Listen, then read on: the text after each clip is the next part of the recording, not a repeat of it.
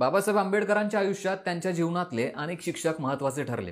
कृष्णाजी अर्जुन केळुस्कर यांच्याबद्दल तर आपण जाणतोच, पण त्यांच्या शैक्षणिक आयुष्यात आलेल्या इतर शिक्षकांबद्दल आंबेडकरांनी सांगून ठेवलंय। बाबासाहेब कोलंबिया युनिव्हर्सिटीमध्ये शिकत असताना जॉन ड्यूई हे त्यांचे प्रोफेसर होते। आंबेडकर यांनी माईंना लिहिलेल्या पत्रात जॉन ड्यूई यांचा उल्लेख केलाय की माझ्या बौद्धिक जीवनात मी जेवढी प्रगती केली त्याबद्दल जॉन ड्यूई यांचा ऋणी आहे।